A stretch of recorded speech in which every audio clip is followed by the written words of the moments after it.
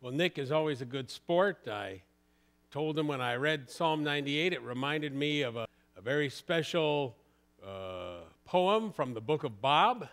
And he was ready to sing Lay Down Your Weary Tune by Bob Dylan, a song which calls upon us, like the psalmist, to begin to realize that our songs are not only echoed by, in many ways, that song is louder and more original, and certainly we get a chance in an area like this to be confronted by the beauty and the power of nature. We are indeed overwhelmed. Nature can be literally overwhelming.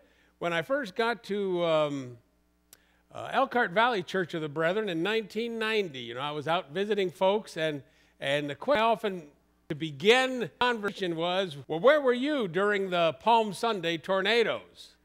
Now, already that was sinking into ancient history. It happened in the 60s, but people all had a story, and each one was affected in a different way. For some, it was, there might have been some damage to the home, but their home was still standing. Or part of the church's story is that the tornadoes were heading right, a double tornado was heading right for Elkhart Valley Church during the Palm Sunday service in the late afternoon, evening, and it hit a hill and bounced over and got Sunnyside Mennonite. And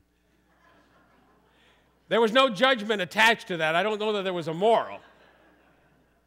And that's an important part, is there is no moral. I mean, it's just power. And there's nothing, wherever that power lands. But one of my favorite memories is of a person telling me, a person that had lost their home, that what she remembered best was that morning she had bought a dozen donuts. She had gotten a box with a dozen donuts, and they never got to eat those donuts. I mean, you think of it. All the memories, all the photo albums, all the mementos, all the knickknacks, every bit of that house was reduced to splinters. But what stood out was that there were some uneaten donuts, and I suppose there's a moral there. Eat the donuts. Don't wait. What are you waiting for? It was when in the early days of cable television, when the Weather Channel was introduced, people used to make fun of it. They called it MTV for old people.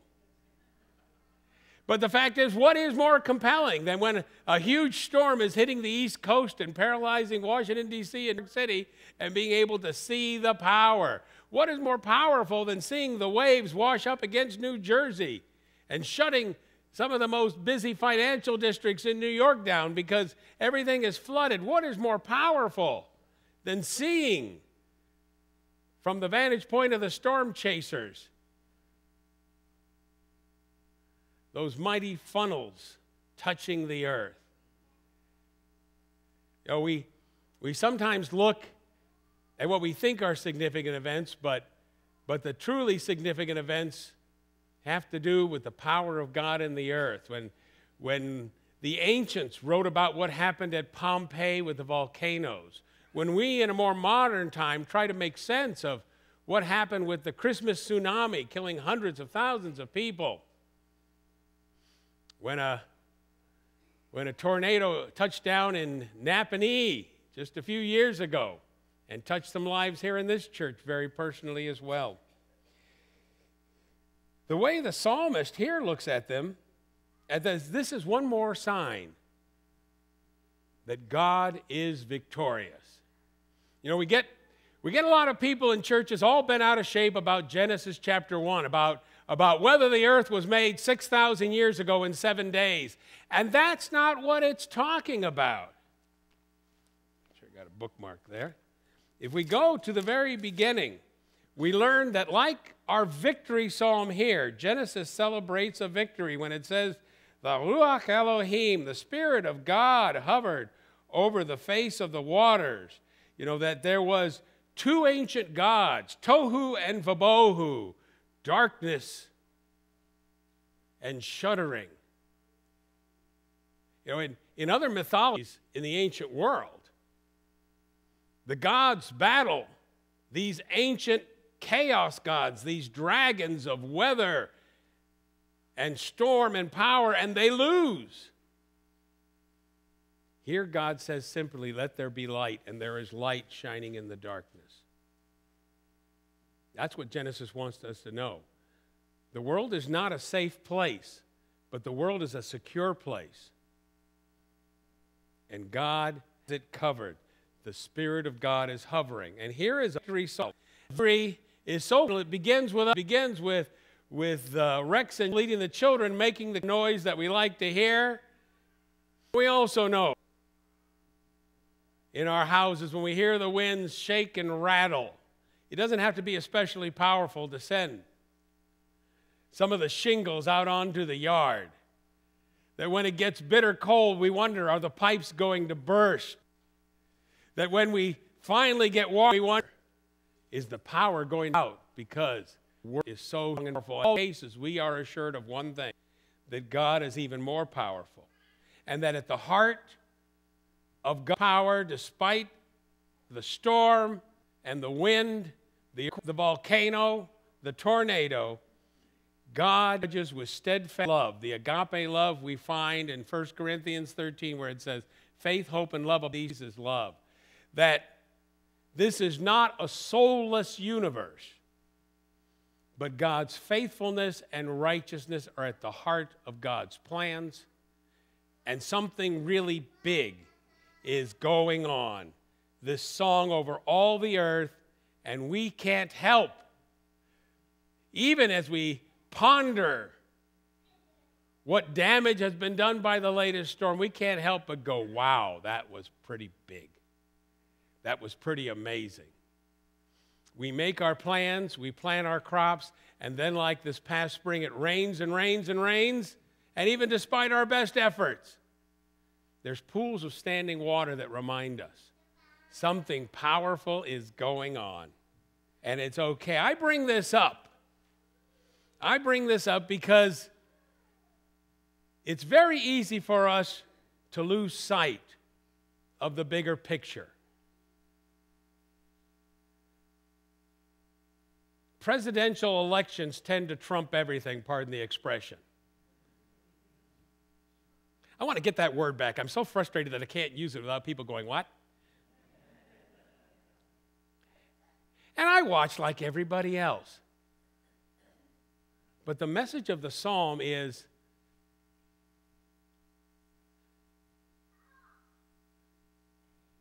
the power of God's universe and the faithfulness, the righteousness, the steadfast love which lies, that undergirds it.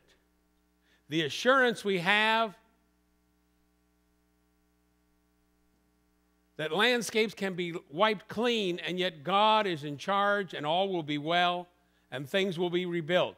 The reminder that our lives can be in danger, and even our civilizations. But God will ensure there will be renewal, and God's plan will go forward. And so every time we find ourselves lured towards 24/7 coverage of things that are strictly temporary, trust me, the issues in 2016 are very reminiscent of the issues in the year 1800, and almost none of you lose sleep over whether Adams or Jefferson is going to win. None of you loses sleep over how they're going to break the tie between Jefferson and Aaron Burr.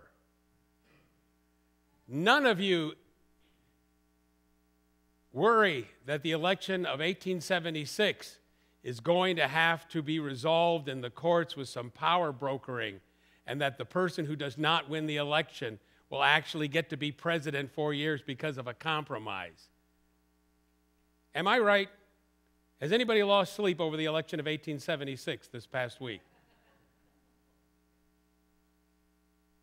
So even though we are gifted with the responsibility to vote, to pay attention, let us remember that the big story is the rain. The big story is drought. The big story is volcanoes that might shut down air travel everywhere in the Western world. That the big story could be the earthquake that will someday hit the Northwest. And trust me, it's going to be uglier than anything you have ever seen, and it is inevitable. And that besides all that, God's love and righteousness, God's wholeness and peace undergirds the universe. Lay down your weary tune, lay down the song you strum, and rest yourself neath the strength of strings no voice can hope to hum. Get outside, look around, take a deep breath, think to yourself, there's a storm coming, or it's calm. Think to yourself, I smell rain on the way. Or if you're like me, say, boy, I tell you, that tension feels just like what happens before an earthquake, but you don't know till afterwards. That's the holy song of God that we need to sing. When our kids make noise here in the pews, they're singing as part of that song. When you shuffle your weight, shift your weight back and forth because the preacher's been going on too long, that's part of the song. Now, in the meantime, when we hear from others so much that we almost feel like we can't make sense of it, start humming. Hum a song of the wind. Hum a song of the trees. Begin to remember what the rivers sound like, sometimes when they're lazy, and sometimes when they've been drenched and are rushing. Or turn on the Weather Channel and see news that matters. Other songs will elude us. I'm surprised Jill remembers anything about the Super Bowl shuffle and the Chicago Bears. But it's a reminder other things mattered, and right now, even as exciting as games are and elections are, wonderful things are occurring. As it says, he will judge with righteousness over all of the earth, and before the face of God, we will see creation and chaos join in together to make a song that's worth doing. Just so you know, we're not the first ones to think of it. As I close, and whenever I say as I close, I really mean it, unlike some ministers. The third Christian century, there's a hymn. It's the only Christian hymn that's come out of the ancient world where it actually has the music associated with it. You can find this on Facebook, but this is my translation. The rulers in their halls will not be silent, nor will the burning stars withhold their light. From every sea and fountain and every rushing river, from every one of us, let praises be sung. Folks, from every sea and fountain, from every rushing river, and then from every one of us, let praises be sung. Amen. Well,